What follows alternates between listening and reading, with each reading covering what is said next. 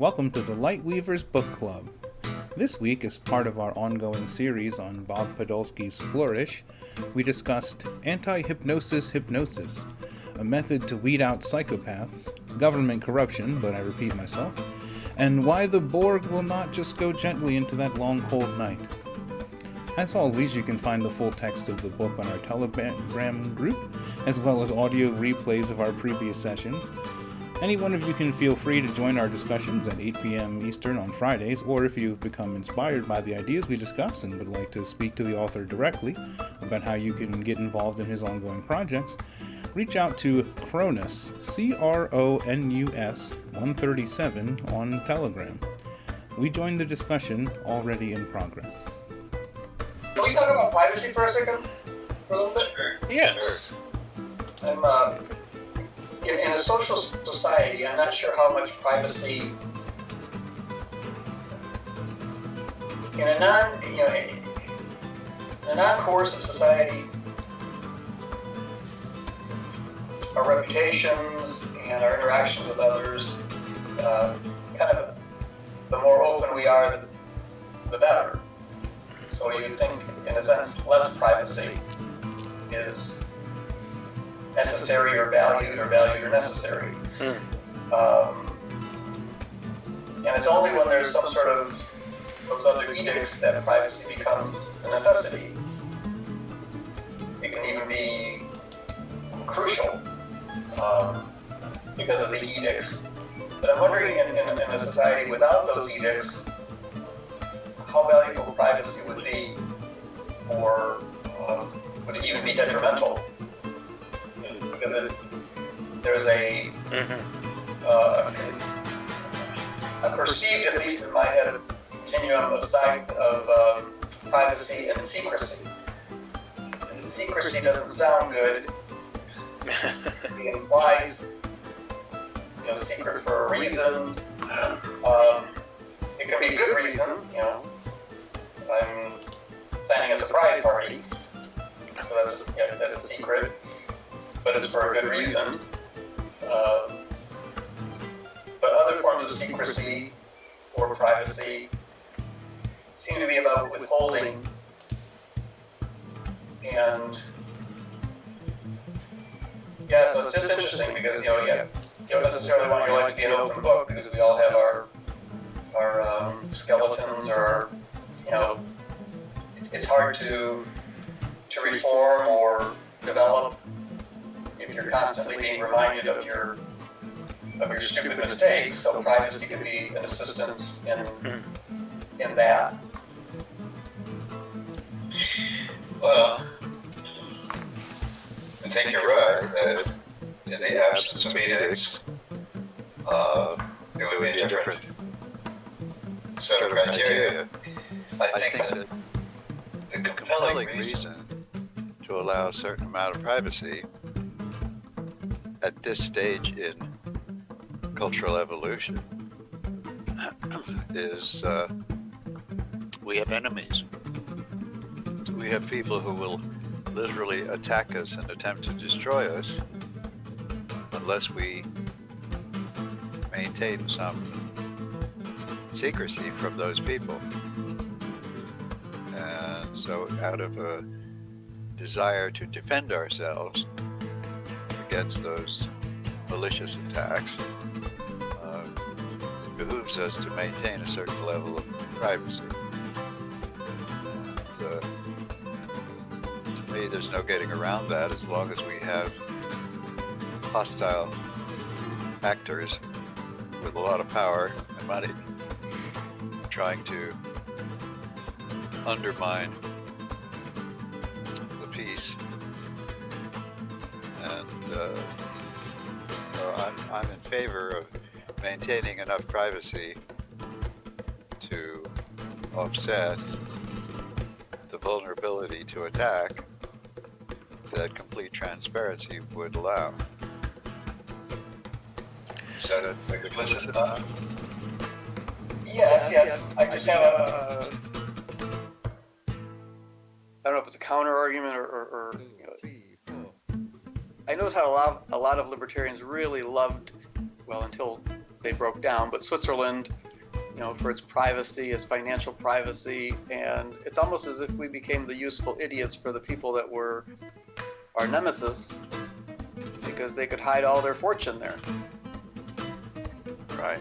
So the privacy laws work against us in the fact that we don't know even who our nemesis really are and how much they're worth, Yeah, I wonder if there's an extent to which having, the list that they publish has like the most richest people. I mean, everyone knows that if you're rich, your name isn't on that list, right? Like, you can pay to get your name off the list. So I don't know that, again, without some sort of all the current technology that we know, there's really no way to just prevent that, because a gigantic amount of money is just going to get you whatever you want, basically, as far as I understand. But, yeah, I really have been troubled throughout my life, but especially recently, just thinking about, what kind of group you want to form with people, and how I really value being open and transparent with the way that you feel and the way that you act and everything, right? There's a certain extent to which people's identity is sort of informed by their community around them, and so depending who you surround yourself with, it kind of changes what you can be and how you can be. And also the way, the conscious mind is so small compared to the subconscious mind that the way that you're acting, you can't see all of.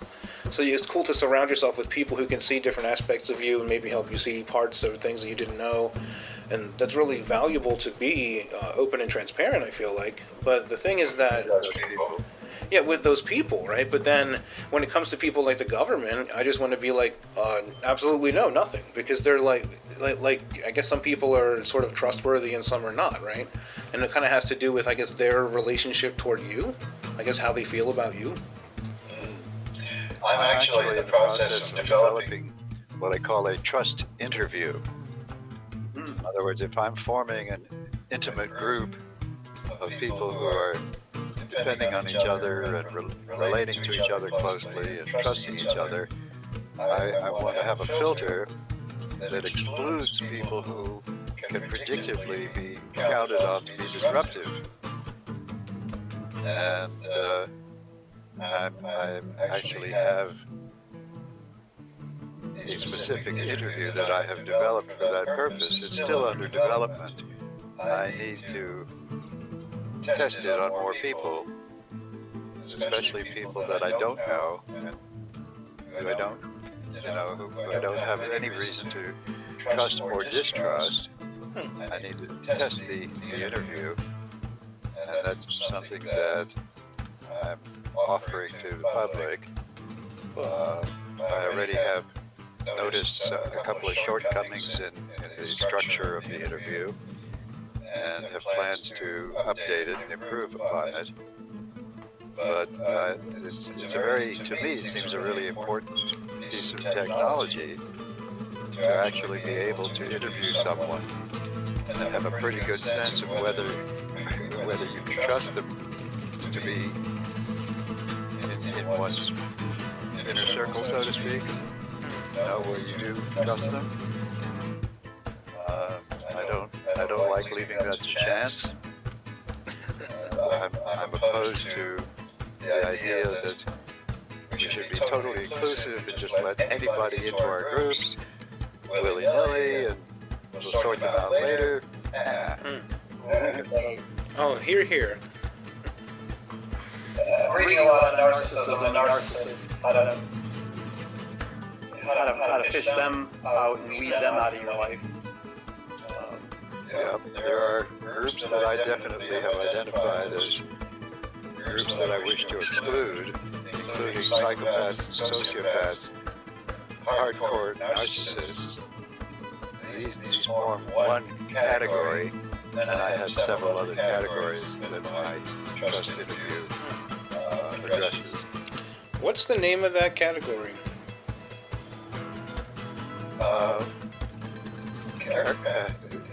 Category of the characterologically disordered.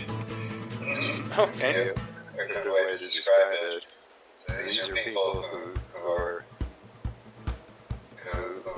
so warped in one way or another by their very early childhood experience, that they tend to be disruptive wherever they go.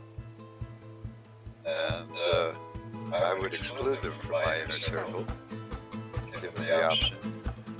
And some of them are very sneaky. Some of them are very charming and friendly and seemingly easygoing, easy to get along with. And then they become very problematic when they're part of your group. So that's that category. There are a couple of other categories. I think that it might be worthwhile having a discussion about the trust interview as a separate discussion from what we're doing right now. But it is part of the technology that I'm developing and working on a regular basis. Yeah, when you mentioned those particular categories of people, the narcissists and psychopaths and such, and I was thinking, because I was wondering what categories that you would choose for, like, which people to exclude, and I was thinking myself that I would probably exclude people who are full of themselves and people who are easily, like, it's, you know, triggerable, like, not to use a political term, essentially, but, you know, like, people who snap pretty quickly, and those categories you mentioned sound like people who are full of themselves. Those would be people characterized in traditional psychotherapy as borderline character disorder. And obviously hardcore narcissists are full of themselves, as you put it. So I'd also want to exclude people who have some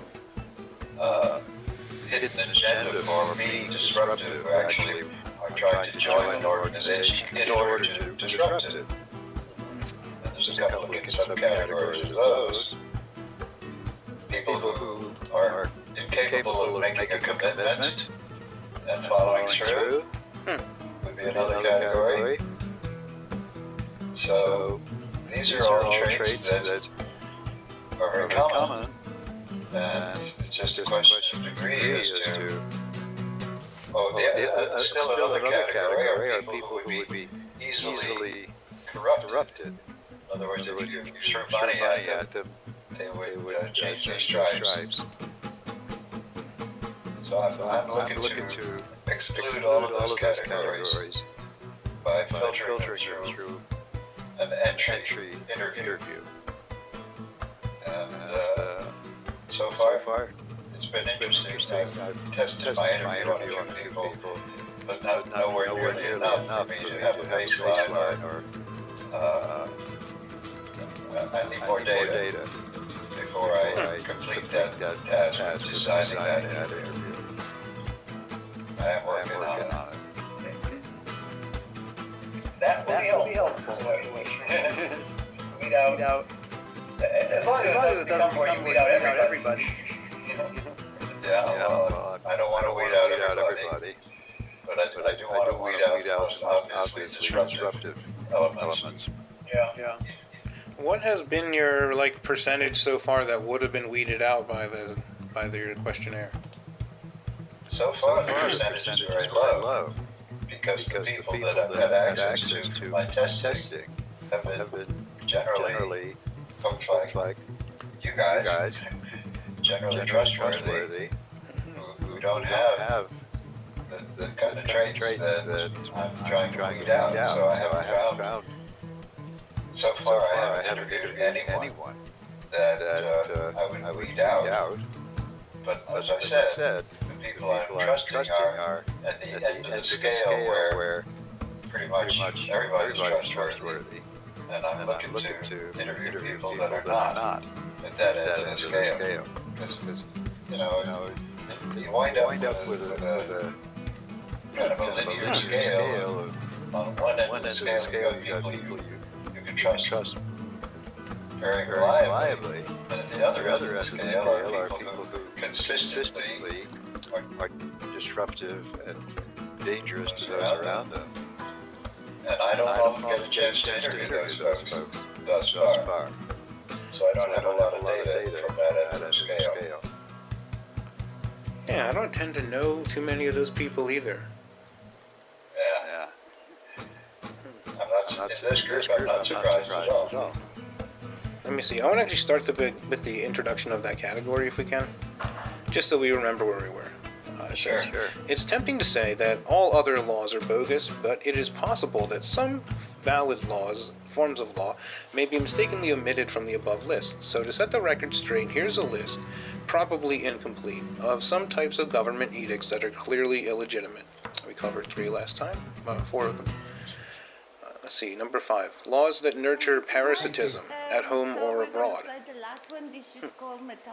Laws requiring the purchase of permits before the owner of a property can alter or repair an item of real property, even when the alteration has no effect on anyone else's property. Laws requiring government inspection of real property that has been modified or repaired. Number 8. All zoning and land use laws. 9. All laws requiring acquisition and use of a social security number or comparable identifier. 10. Laws permitting surveillance, search, and seizure without probable cause and due process. All laws permitting government access to private records without probable cause fall into this category. Number 11. Laws forbidding the use of strong encryption of private records and forbidding the sale of software that provides such encryption. Number 12. All laws permitting emergency powers, permitting suspension of these legal limitations of government power. 13. All laws proposing to regulate the professions. 14. Every kind of licensing law, including but not limited to driver's licenses, business licenses, professional licenses, hunting and fishing licenses, automobile registration laws, and laws mandating various insurances such as automotive liability insurance, unemployment insurance, and workers' compensation insurance. 15. Laws providing financial nurturance of the sick, the poor, the elderly, the unemployed, the business failure, the bankrupt bank, the collapsing foreign government, etc. These are not legitimate functions of government under any circumstances.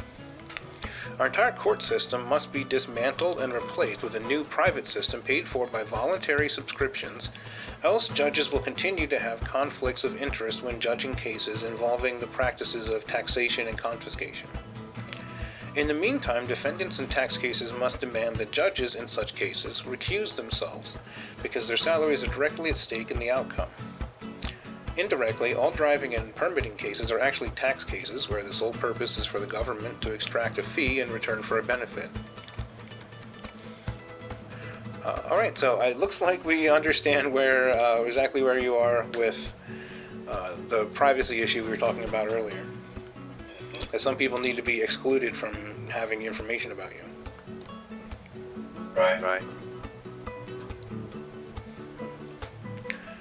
This section is on the origin and nature of government. Historical and archaeological evidence tells us that government, as we know it, was invented in Sumer, now northern Iraq, some 8,000 years ago. At that time, a group of minor kings and chieftains who had long fought one another in bloody wars, decided to form a cartel, a shared monopoly, in an industry that I call power brokerage. In brief, they delegated some of their assumed authority and martial power to those willing to do their bidding in exchange for these privileges. So, for instance, acting in accordance with the power ethic, a military contingent would be assigned to enforce the actions of a tax collector, who would turn over the lion's share of the revenues collected to the government cartel.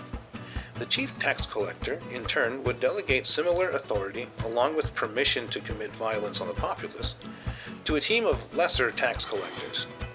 This practice gave rise very naturally to the use of hierarchy as the dominant organizational model, which has since been adopted by almost all societal institutions of any consequence. So we normally ask people to sing this. It is unfortunate that even the most ethical organizations employ hierarchy as their organizational structure. If you like it, you can sing. Because with only rare exceptions, hierarchies easily become bureaucratized, which is to say they eliminate, destroy, and/or avoid corrective feedback. The heads of such organizations soon don't know what the hands and feet are doing, and thus often make unethical decisions in spite of their intentions to do otherwise.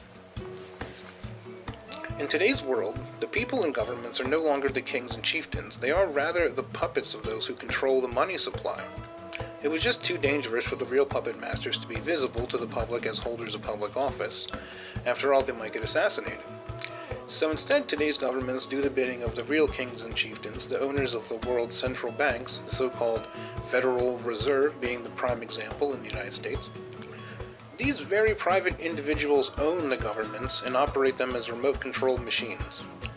Below is a simplified description of how they operate and why the public is unable to change the system. Let's pause there to see if anyone has a question. Cool. On the And the history history of of Sumer, Sumer,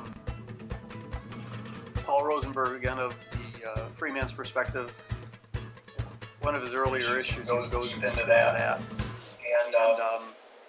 And the book he wrote, Production versus Plunder. Is because just earlier evidence of an administrative state, and that's the origins of the administrative state, because obviously the kingdoms, or the tribes that came together, had their hierarchy. Yeah. So are we saying it's kind of the birth of the administrative state versus just a state? Well, when we talk about the state, I see that as an important category in and of itself. As I see it, the thing that we refer to as the state has the same reality as Santa Claus and the Easter Bunny. It's a total fiction. It is a non-existent thing that has been described, but it doesn't exist. Unless you're Louis XIV. L'État c'est moi. I am the state. Now you're talking about government. The government is actually real. It is a person or group of people, more often, who act, whether they believe in it or not, they act as if the state was real. And so the existence of the fictional state becomes their raison d'etre, their justification for what they do. And they'll do a lot of terrible things in the name of the state. But the state itself is just a fiction. Somebody wrote down a description of it and declared the state to exist out of nothing. So I think it can be an important realization to know that the state does not exist. There's mythology about the state, and people in government, they talk about the state. In a lot of places, for example, if you get a speeding ticket and you didn't do any damage to anyone, there was no victim, no injured party. On the ticket, the policeman, the little block that says, who's the victim, it will say the state of Oregon or the state of Washington or some such thing. And so it identifies a fictional thing as the victim and proceed to plunder you accordingly. Well, the plundering mechanism is real. The people responsible for it are real. But that's not the same thing as the state being real. The state's just a fictional excuse for this plundering behavior. Now, would you go so far as to, because this has a kind of a linguistic sort of mental, are all abstractions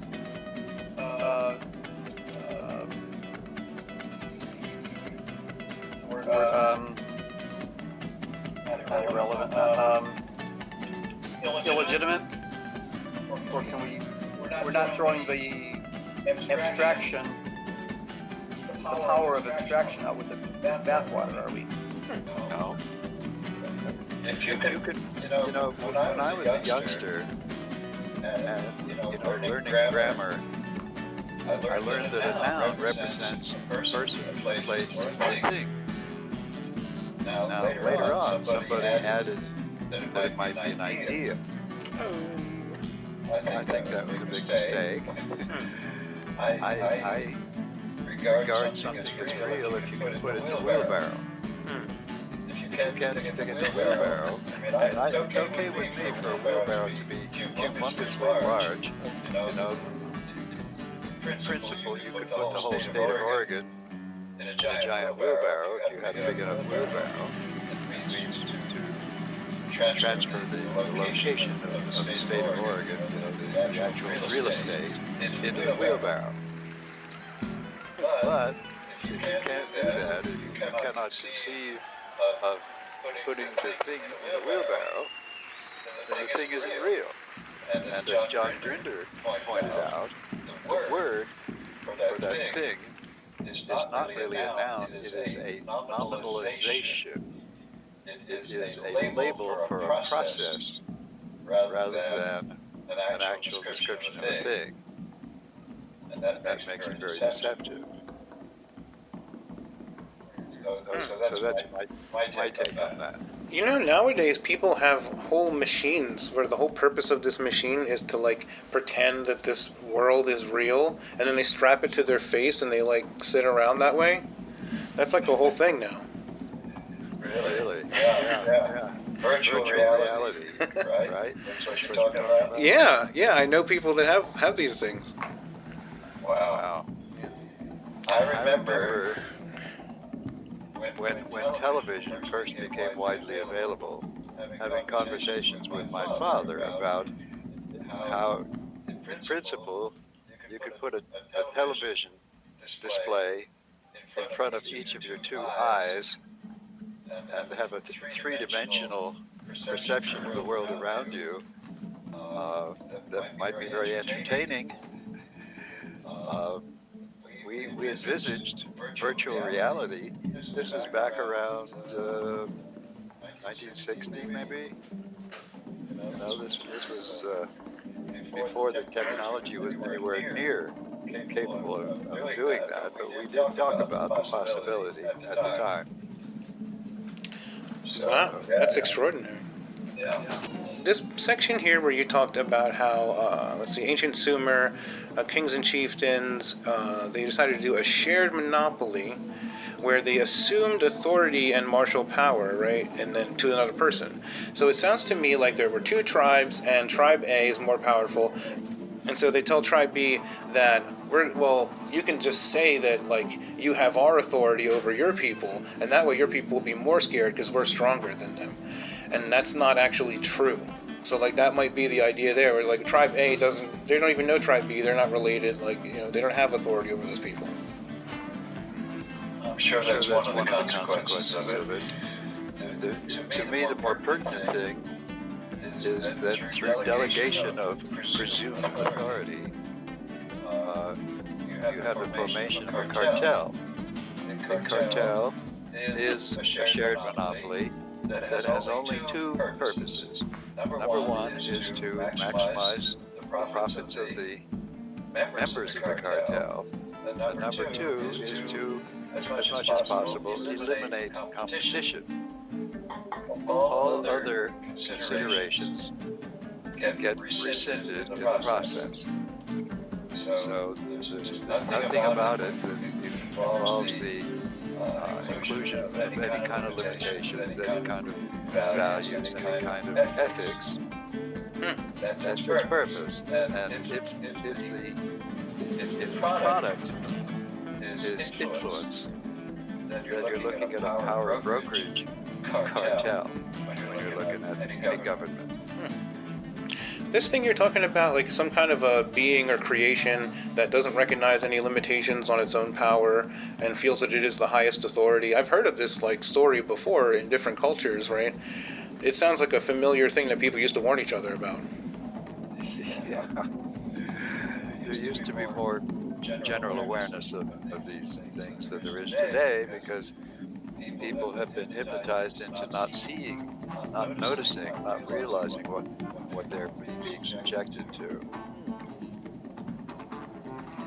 In the old days, I think it was probably best James Cagney. There ought to be a law. the implication was there shouldn't be a law other than because I wish there were, but it's like it was an invisible line of the legitimacy of the state that the society understood, and they understood the sort of impetuousness that the idea of criminalizing everything or controlling everything was an immature response. Yeah, and it was made fun of. Right, and since then it's become there ought to be a law for everything, and you're supposed to take it seriously for everything. That is insanity, or There used to be a very popular cartoon strip in the newspapers, a syndicated cartoon strip called There Ought to Be a Law. And it would illustrate a circumstance where most people get annoyed about something, and the caption was always, there ought to be a law. As if that would solve the problem. Right. Something annoys you, make a law. Something else annoys you, make another law.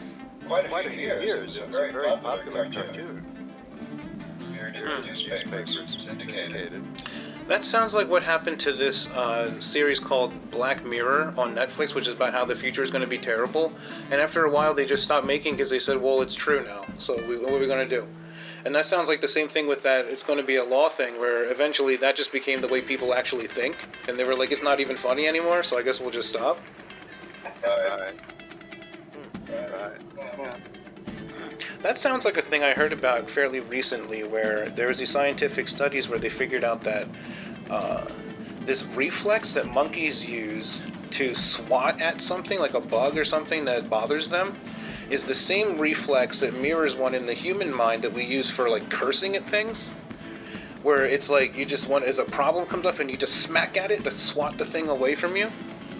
And it seems like that's the same reflex you're talking about, where like something bothers you and you're like, I'm going to stop them. Because they're like, people have this imaginary power they think they do to like stop other people from doing things. You know, they think like if they like take a piece of paper and stick it in the box, now you can't do it anymore. And like that's like not a real part of life. Certainly delusional. All right, so let's see. The section we stopped at right here was why government can't be fixed, right? Yeah. Cool. So, why government can't be fixed? Much has been said about the nature of government and how it should serve the interests of the people or the public. Unfortunately, I can think of no government on the planet that fits this description, and in fact I've come to the conclusion that the description itself is a mechanism intended to deceive the public, thereby hiding the true nature of government from those to be governed. The description below is a parable or metaphor for government as it really is and always has been. Those who give faith more credence than truth will take issue with it, but those who love truth, and those who won't accept conforming falsehoods in the name of faith, will recognize its validity in the real world. Chapter 5, The Government Robot. The origin of the government robot. Many years ago, some 8,000 to be precise or not so precise, through the invention of the power brokerage cartel, government was born. And in the years that followed, the bigger businesses and organized religions adopted the very same model for their own development and for their relationships with one another. Today, big business, especially big banks, organized religion, and government, the B-O-R-G, the institutions that most of us have been duped into believing that exist to serve the public, are in fact the central causes of almost all societal problems. On the nature of machines. The most general and accurate definition of a machine is any device, tangible or intangible, that augments or extends one's intelligence, where intelligence is defined as the ability to predict or control events in one's environment. In this sense, government may be thought of as a machine designed to forever increase the power and wealth of those who own it. Today, that machine incorporates modules and components in all of the world's important institutions, be they social, financial, religious, corporate, educational, charitable, legal, or military. So it is technically correct to say that government, in this broad sense of the word, has become an evil robot. The characteristics of the evil robot. Like any machine, the robot of government can be characterized by its structure, its functions, and the behavioral rules that have been built into it. It is further characterized by its meta-rules, which is to say the rules about the rules. The meta-rules determine how the rules can be changed or not, who has the authority to change them, and by what means, under what circumstances, permitted changes can be made. There also exist meta-rules that determine who may know about the details of the rules, what may be said about them in the public, and which ones are intended to be kept secret from the public. I think they call that continuity of government nowadays. The following section provides a concise specification of the more important characteristics of the robot we know as government. Mission: the robot's prime directive. To serve the interests of its creators, forever increasing their wealth and power over others in accordance with the power ethic, might makes right. Awareness: the robot has a high level of awareness, but lacks awareness of its own awareness and has no conscience whatsoever. The robot's awareness includes the determinants of its internal states and can evaluate the performance of each of its internal components. Construction: the robot is highly complex and is comprised of many hierarchically organized components and modules, including perceptors, effectors, both internal and external communicators. It also has thinking components that include memory, storage, and recall, as well as logic and math. In addition, the robot has remote components that are not obviously part of it, yet which are controlled by the robot and/or its makers. Most of those components are people. Most of its modules or organizations comprised of people. Control: the robot is run by an operating system, the prime directive, which is its mission. The operating system permits no component or module thereof to interfere with its mission, nor can the prime directive be altered by means of parts replacement. Only a very few elite individuals are able to directly influence the robot's programming, and they are very careful about who gets invited to join their club. Parts replacement: many, though not all, of the robot's components or modules and modules are replaceable. Some can only be replaced by the robot's makers and their delegates. Some can be replaced by the robot itself. Others can be replaced by the public, but only using the tools and methods built into the robot for this purpose, and only at those times that the robot is programmed to permit such replacement. Response to malfunctioning parts: the robot is able to tell if one of its modules, components, or parts is performing in support of the robot's mission or not, and if not, it can repair itself. If a particular part is not critical to the robot's mission and is performing poorly or not at all, the robot will simply ignore that part. If a part is performing in a way that threatens to hinder the robot's mission, the robot's first response will be to isolate the part from the rest of the system without removing it, so that the hindrance becomes ineffectual. If the malfunctioning part continues to hinder the robot in its mission, the robot will remove the part from its system and replace it, or have the public replace it. If the robot sees the part that has been removed as a continuing threat to its mission, it will first attempt to isolate the part from the public so that no one can redeploy it within the robot system. Failing in this, the robot will take whatever steps are required to nullify the threat, often destroying the part removed without compunction. To this end, it has killed millions of people without the slightest remorse, and it will probably kill millions more. Let's stop there. Does anyone want to talk about that section? It had a dark ending. Well, I don't want to ruin the end. I don't know the end. But, I think one of the things that this robot does not have, which is to our benefit, is imagination. And I definitely don't think that the elite have at least constructive imagination. They have kind of a destructive imagination, but not creative imagination. And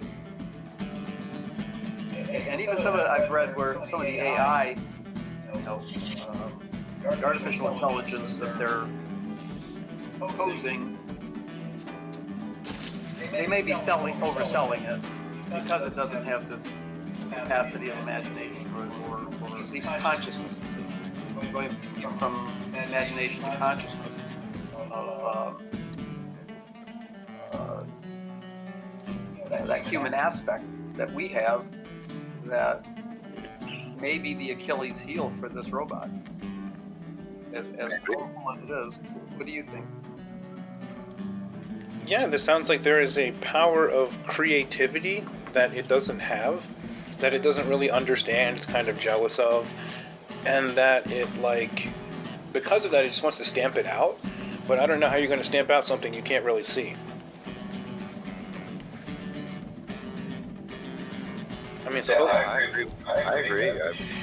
I think that the robot that I have thereby defined or described is not going to be altered from within. It's not going to be vulnerable to most of the attacks that are available to undermine its power. If you're not one of the creators of the robot or a delegate thereof, you really can't influence its behavior. It's just going to do its thing, and whatever your perception is of it, whatever your dislike of it is, too bad. It doesn't care. Yeah, I think robot, doesn't that come from this word robotnik, which means like a slave? And the slave only serves one master. It's not going to listen to any other orders. I think the word originates from the Russian robota, which is to work. Oh, okay. Thing that works.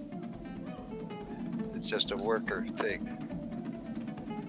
And, it's a machine. That's why I've described it as a machine. In many Anyways, it is.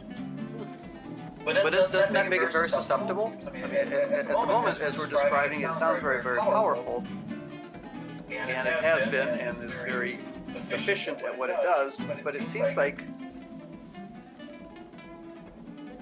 in revealing its strengths, we are revealing its weaknesses too.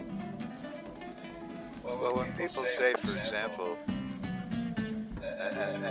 and Ed Griffin is a great proponent of becoming part of the system and attempting to change it from the inside. He talks about acquiring power within the system and then using that power to undermine the system. And he's been a proponent of this for a long time. But people who buy that, I suggest, if you think that's doable, go join the mafia and see if you could dismantle it from the inside. It sounds like you're going to jump in a river and you're going to try to push it upstream. You're going to get enough people together, eventually we can just turn this thing around. That seems to be the mythology of it. And I don't buy it. Mm-hmm. I think a different approach is required. Well, but am I right in describing the situation that it's revealing its vulnerabilities? Even if that strategy from within may not be the right one, it could be, or more likely is, from without, identifying these vulnerabilities. Although I think there can be, like sabotage could possibly be something that an internal player could participate in, or at least in the case of saving Western civilization, at least saving our artifacts, some way, shape, or form. It has vulnerabilities, but they're not easy to pin down because it is very, very effective in doing what it's designed to do. Mm-hmm. If you're inside the system, you're not going to change it. For you to acquire any significant amount of power within the system, you have to collude with the system. Otherwise, you get ignored. And if you don't prove to be trustworthy or you're ignored, it'll kick you out. And if you go on being a threat to it, it'll kill you. So, it doesn't leave a lot of choices available. Although I do think there are some, which we'll get to at some point in our discussion. I thought vulnerability is not really obvious. I thought the government loved us, though. They'll be nice. Yeah, it sounds like, hopefully the government, like, human beings and other complex systems, by displaying its properties, will display its weaknesses. But the thing is, the government, like, I guess some of us, or all of us sometimes, isn't honest about its properties when it displays them either. Right. Not at all. I've come to the conclusion recently, long since having written this stuff, that the influence that keeps the system acting as it does is hypnotic. That in fact the public has been deeply hypnotized for a long period of time to believe in absurdities. And it has been correctly stated that if you can get people to believe in absurdities, you can get them to commit atrocities. So I think that the only significant attack that can be launched is hypnotic. And I have a plan for doing that. Oh, that sounds interesting. Yeah, that sounds dangerous because you were talking about how people need to be, if people are trained to believe in absurdities, it seems like there's a lot of people pumping a lot of money into various media outlets to specifically to get people to believe in absurdities, like 97% effectiveness things, all kinds of ridiculous stuff. I didn't even go into it, but it just seemed to me repeatedly that it seems like the more things I see, the more it seems like they're just kind of waving it in your face at this point. That they're just like, we're lying to you about the most dumb things, most ridiculous. Like the moment the shots come out, then they put somebody on the TV who's like, I got one. Oh, here we go. Oh, she fell over. Like, and they're just, are you going to go get one? Like, geez. Yeah. And there are people who are dying from the effects of that, and they're saying things like, well, it could be a lot worse. And they die, Yeah, the cognitive dissonance is unreal. And it is a tactic of narcissists and those type of people to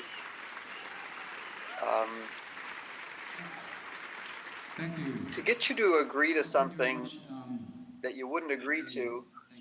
Yep. And it just opens the door to more and more of that going on, and I've experienced that. It's like you don't speak up at the first time.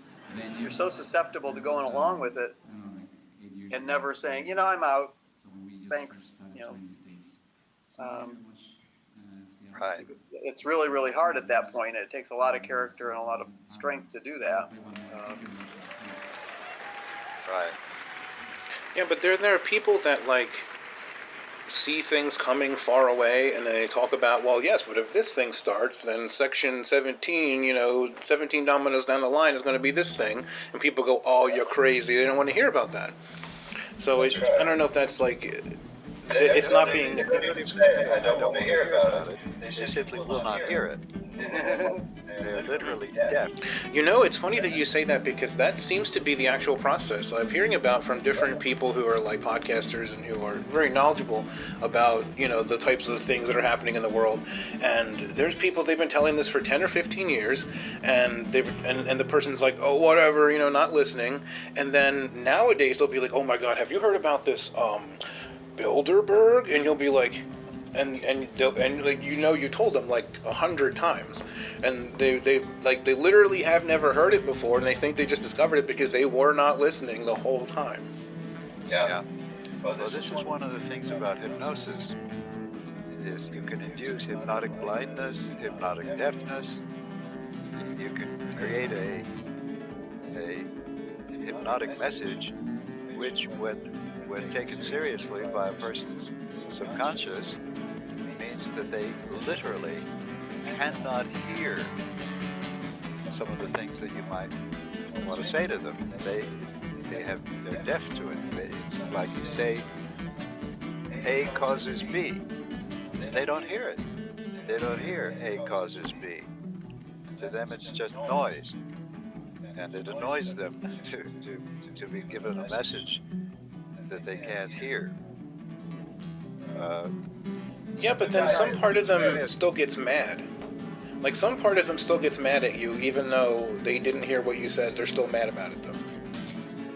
Matthias Desmet has a really good analysis of this. He wrote a book called The Psychology of Mass Formation, and since then he has acknowledged that mass formation is actually mass hypnosis. And when you understand hypnosis, you understand that you can, by cleverly designed hypnosis, you can persuade people to not see, not hear, whatever it is you want them not to see or hear.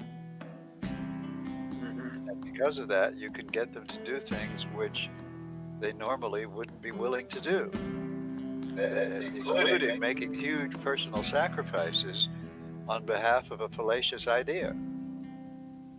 Huge personal sacrifices. Do you think that a person has to be willing to be hypnotized?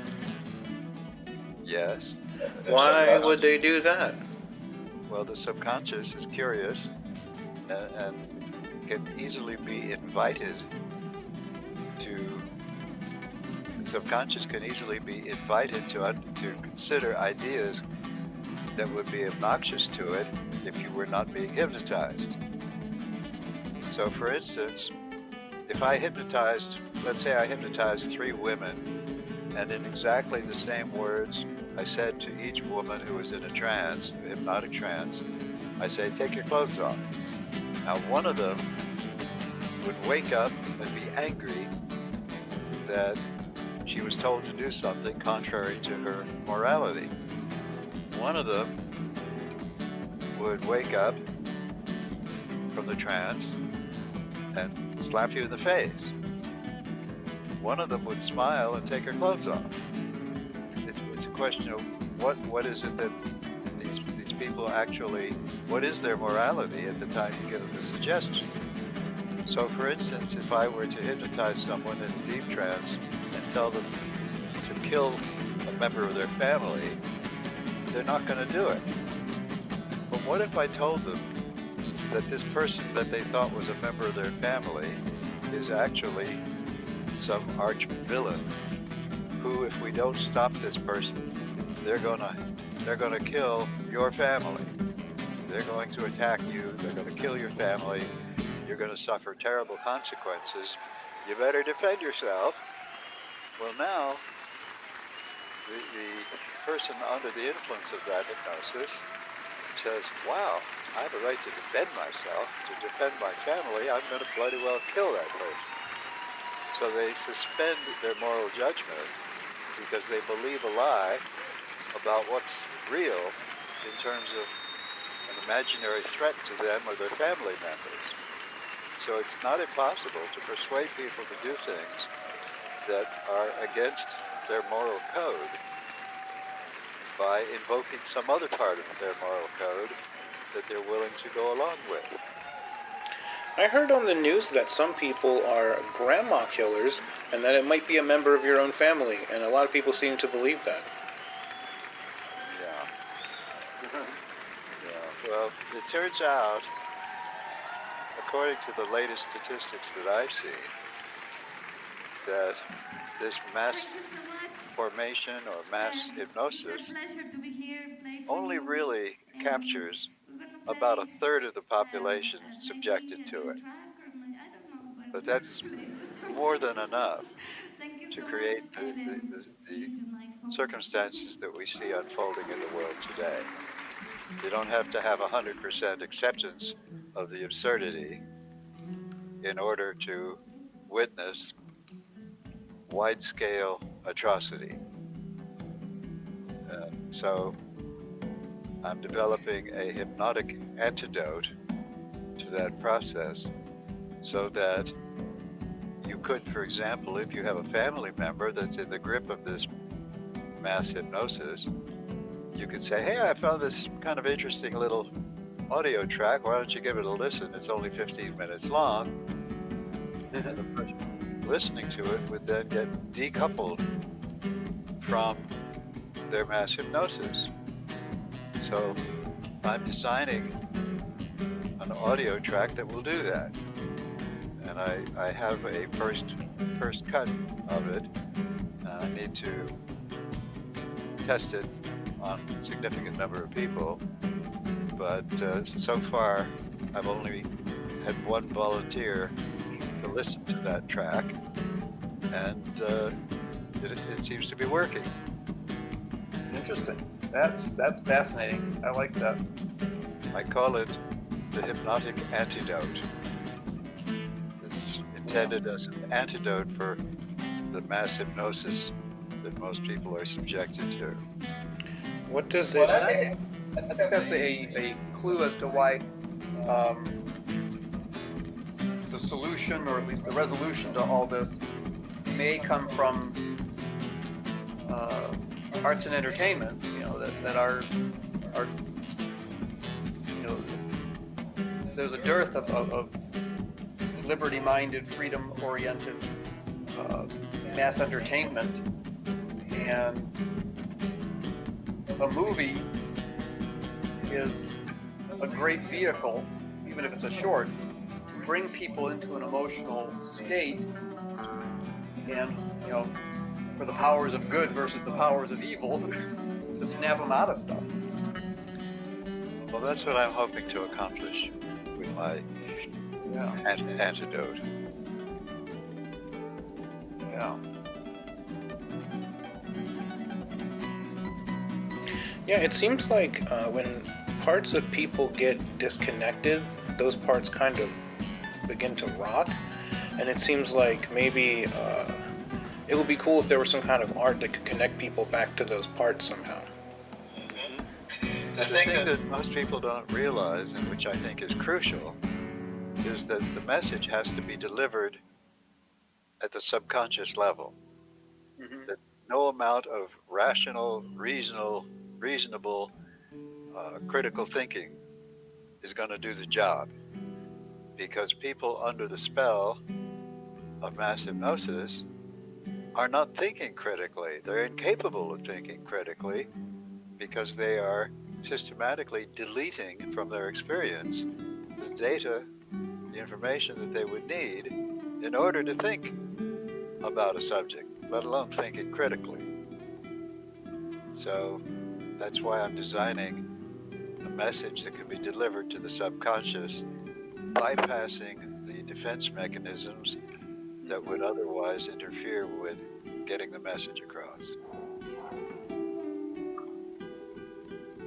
Yeah, well, it's been amazing. I mean, I've had people in the medical community in my family that have fallen hook, line, and sinker for this. Even though their own personal life experience, their whole work experience, should have, they should have been the most critical. They should have been the most skeptical. Right. It's mind-blowing. Right. And that's because the message they've accepted operated at the subconscious level. And they don't know. It's outside of their consciousness, outside their awareness. Their awareness has been disabled intentionally. Yeah, no, it's amazing. Would it be fair to say that those people's free will has been taken away? And so that this thing you're talking about would kind of restore that?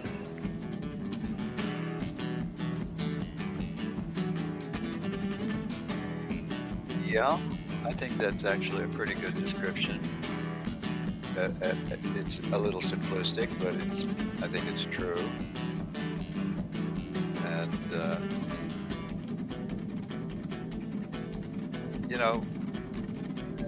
as Mike Nimitz has pointed out, correctly, I think, something like 95% of our decision-making processes takes place at the subconscious level. And once those decisions are made, the conscious mind rationalizes or ratifies the decisions that the subconscious has made. In other words, we find reasons to justify the behaviors that are actually very irrational and that have been imposed upon the subconscious through hypnosis, mostly in television, but also from other sources. More and more other sources get involved, but a lot of it began with television. There's a lot of material on television that's hypnotic, and that's not an accident. The people who are crafting the hypnotic TV messages are quite skilled at doing that. They know what they're doing. They understand hypnosis. They understand what it is they're doing, and they build these indirect suggestions and embedded commands into the scripts for the people who are the talking heads on the television. So, and National Public Radio with their cadence, yeah, their stories. You know, it's so unique. it's a good example. Good example. And the unit. Oops, sorry. Go ahead. I was going to say, I think that there is an opportunity to overcome that influence, but if we are to succeed at it, we have to be delivering our messages to the subconscious of the people listening to us. You can't do it by reasoning with them. They become incapable of reason. And so you've got to craft a message that the subconscious will accept that unlinks people from these absurdities they've come to believe in. Yeah. Matthias Desmet does a good job of describing the conditions necessary in somebody's mind in order for them to be susceptible to this mass hypnosis. I think he does a really good job of analyzing that. And then he makes the mistake when he's asked, well, what can we do about it? He makes the mistake of saying, well, we have to speak up, speak out, stand up for what's right. As if that's going to do the job. What he hasn't yet figured out, and I'm hoping to get the message through to him at some point, is that it's not enough to speak up and speak out. You got to speak to the subconscious of the person you're talking to. And if you don't, whatever you say is going to be useless. What is that message that the subconscious has to get?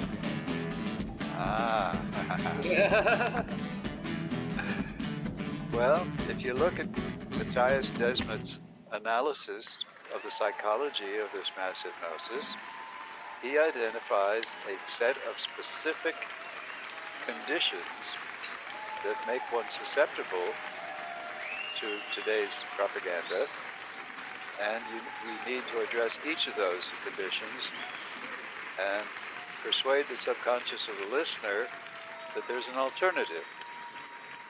And that's what I've been building into the antidote recording that I'm getting ready to make. And we'll see how it works. So I'm not going to go into the details here now, but I've been working on this for about a month now, and I have a first draft of the message. I've rehearsed it once, and my next job will be to make the first recording of it and then get it out where it can be tested. We can start seeing what kind of results we get. And then I'll improve on the message. Wow. I look Yeah. forward to hearing more about that. I'm having a lot of fun doing it. It's the sort of thing I really enjoy doing. I've heard those a couple of good long interviews with Matthias Desmet, and you're right. I think the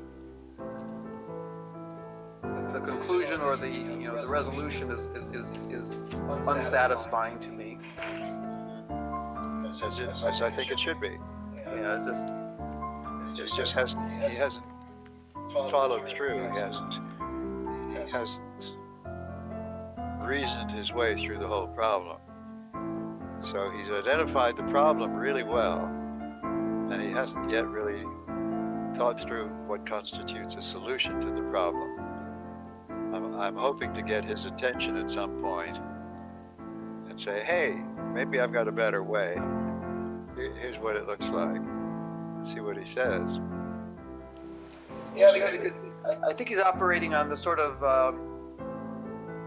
Ash experiments. I think where okay, if you had one dissenter, that gave enough strength for the subject to not necessarily go with the majority, and thinking that if we do that in this mass formation, that it's the same thing, but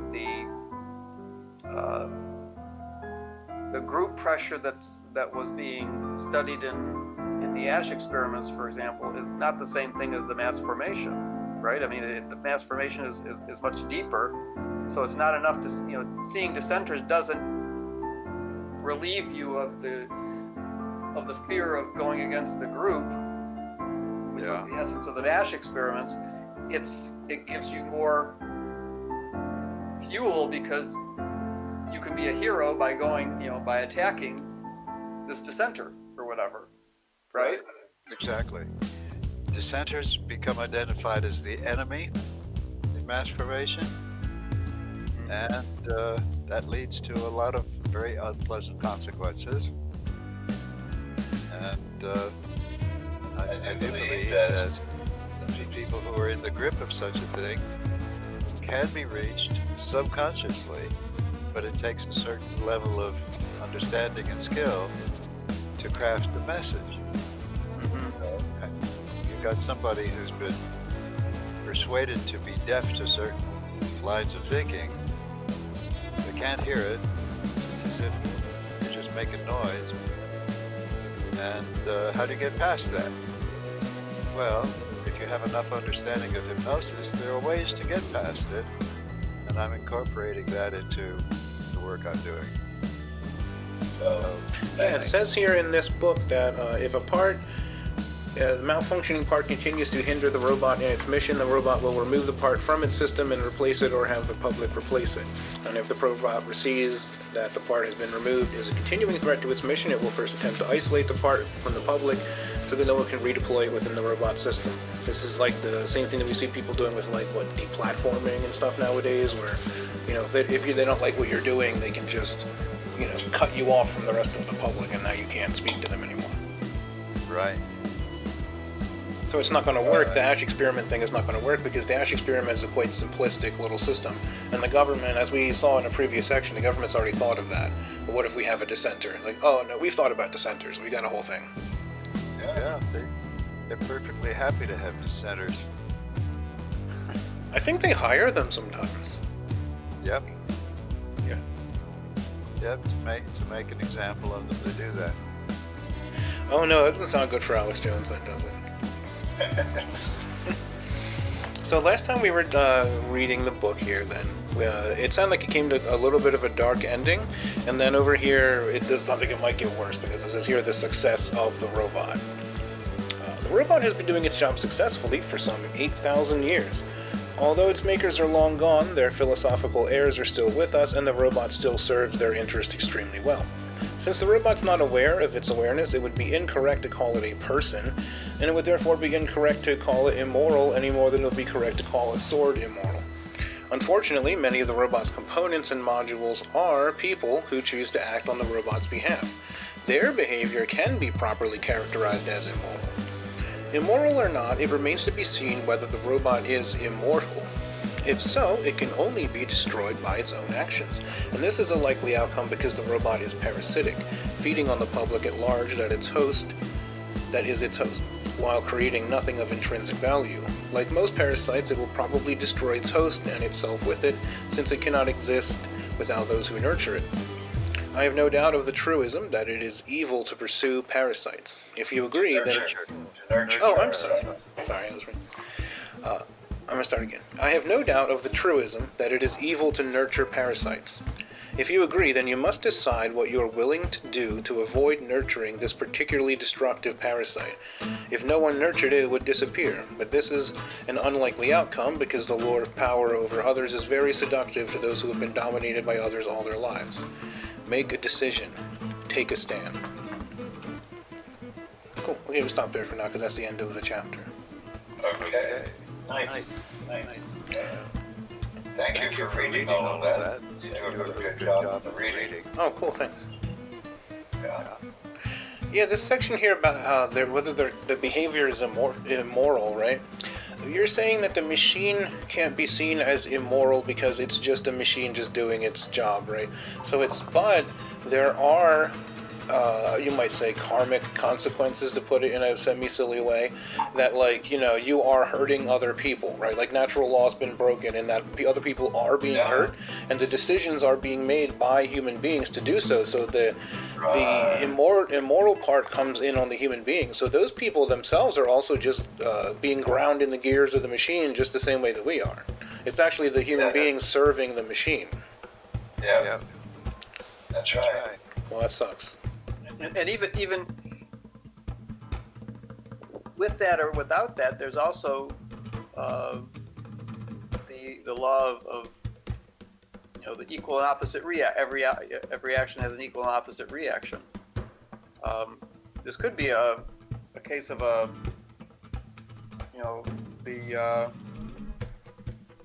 clock getting wound tighter and tighter and tighter until it ends up snapping, or until it hits a point where the reaction back is going to be, hopefully in this case, good for humanity. Yeah. It's pretty obvious that if this machine was a person, you would say that it's acting very immorally. But since it's not a person, that descriptor doesn't really apply, except to the people who create and maintain the machine.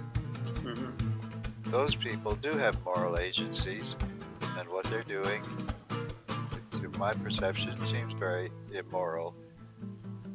Morality, by the way, is simply the commitment one makes to act ethically. That's the nature of morality. It's a commitment to act ethically.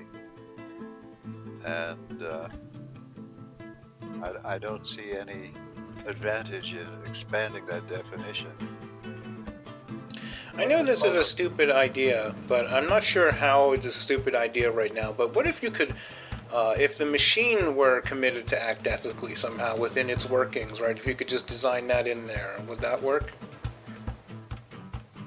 Well, you can certainly design a machine that acts ethically if the designer understands what constitutes ethics and what constitutes morality. It would be possible to design such a machine. The steps that I'm taking to create an antidote could wind up going in that direction, actually, that the machine would be a series of antidotes. And I'm already contemplating the possibility of not just creating an initial antidote, but a whole series of antidotes to keep reinforcing the beneficial effects of the primary antidote. We'll see. There's a lot of work to do. So booster shots after the initial ones. I get it.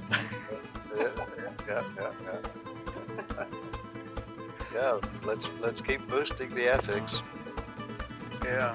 No, this is interesting. This is really fascinating.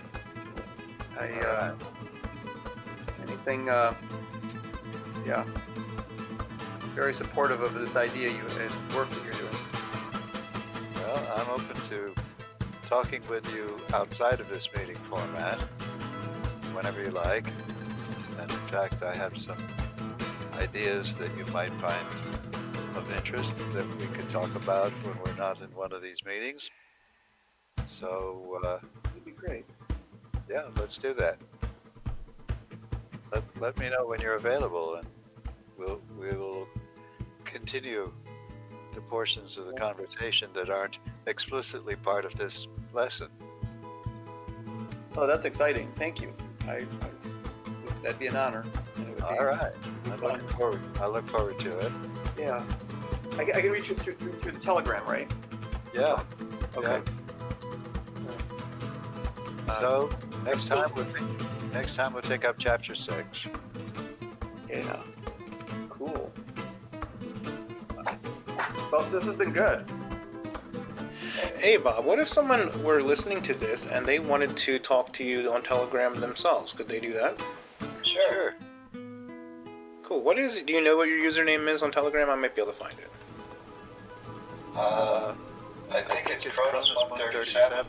Awesome. I'll stick it in the chat of the group. All right. Cool. Beautiful. All right, thanks. It's been great, you guys.